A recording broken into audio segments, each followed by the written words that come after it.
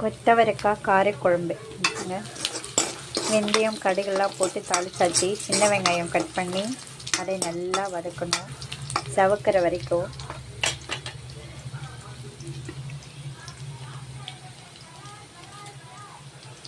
கழுவி வச்சுருக்கேன் கொத்தவரைக்காய், அதை அது கூட போட்டுக்கணும்.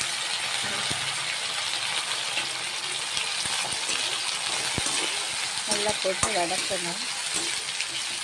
கொத்தவரைக்காயில் காரக்குழம்பு ரொம்ப சூப்பராக இருக்கும்.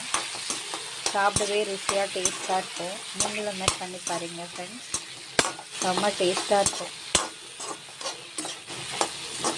அதாவது ஒரு மீன் குழம்பு டேஸ்ட்டு நம்ம இதை வச்சோன்னா அப்படி இருக்கும் சூப்பராக. அந்த கொத்தவரைக்காய் புளிக்குழம்பு கொஞ்சம் வதங்கட்டும்.